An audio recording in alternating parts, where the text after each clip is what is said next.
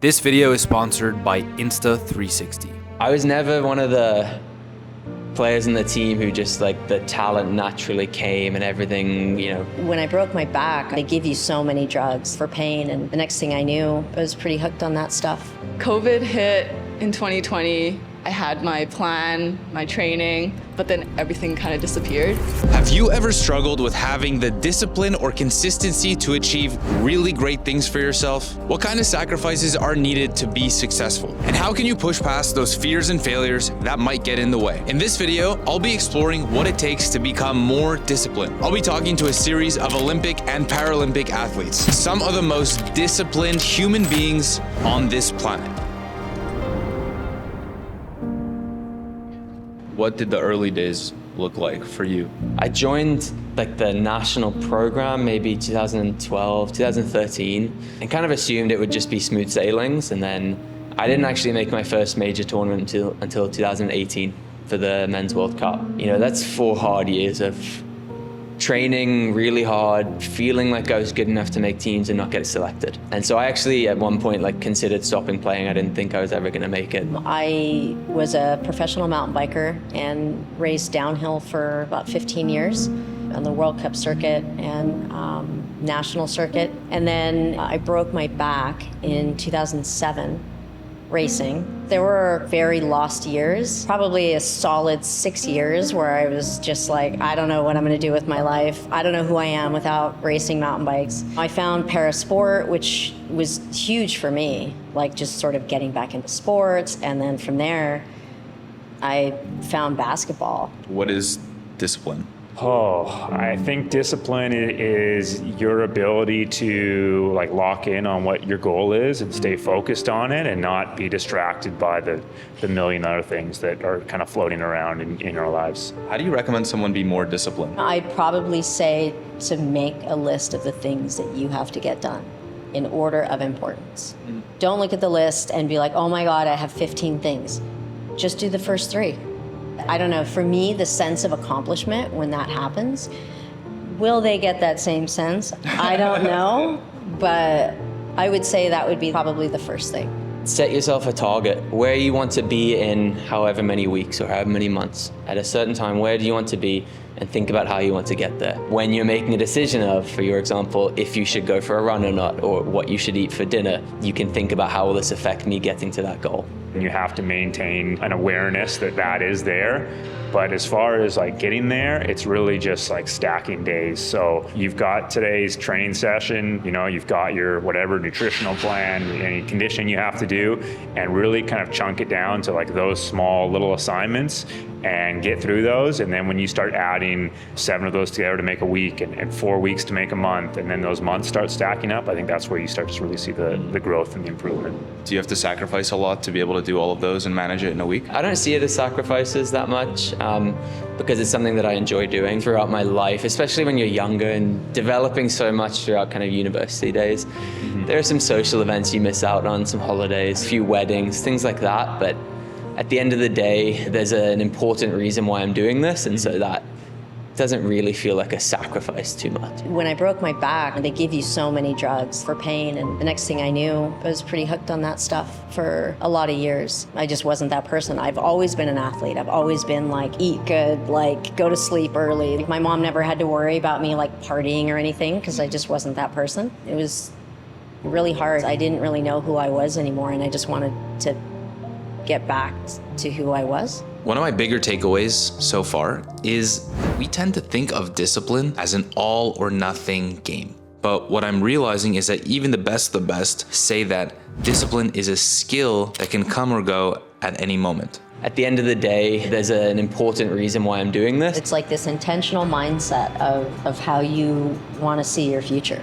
So I'm inspired by these interviews, and I decided to challenge myself to a 1-week discipline test. Wake up early, work out, journal, make a healthy breakfast, start work early, and then at night, stop work early and sleep early.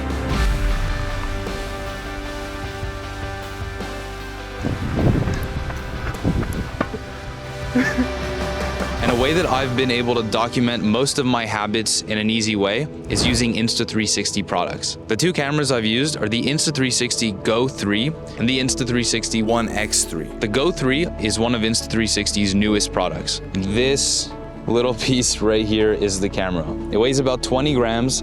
It shoots in 2K resolution, but what's most important is its stabilization. You can use this on the top of your cap, on your shirt, by holding it with your hand to film just about any active filming session. What I especially love about this camera is the pendant that you get with it. This pendant allows you to actually clip the camera through items like your shirt so that you can use it when you're in motion. Both the camera and the pendant have magnetic fields.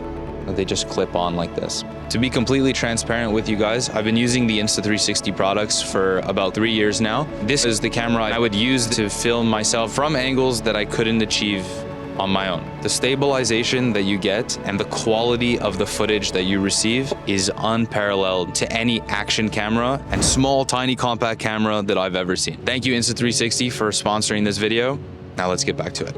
What is the way to be consistent at something for a long time? I was never one of the players in the team who just like the talent naturally came and everything, you know, so I really had to work for it. It took me a number of years from when I first made the squad to when I was first actually making teams and going into major tournaments. So for me, it was just knowing that I need to put the extra work in and the extra sessions and the rehab and the video and get a really good understanding of the game. Throughout all of these years, working with my support team, whether it's my coach, my family, has helped a lot.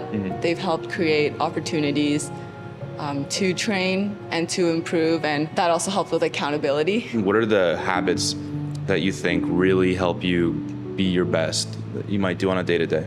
Trying to get outside as much in a day as I can makes me feel a lot better, and it also keeps me in kind of healthy habits. Instead of like sitting at your desk hunched over, like if you can get out, I find that helps me stay in like a good mindset and also that kind of healthy way of living. I think one of the biggest things is scheduling, being able to know what your priorities and your values are and making them a priority in your schedule is something that I've learned throughout the years and has been challenging at times.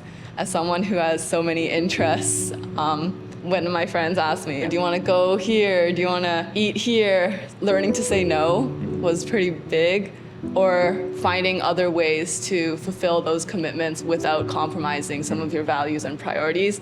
I think that was something that has been really helpful in my athletic journey and life. Is there a roadblock that you hit that prevented you from being disciplined or consistent or, really feeling purposeful?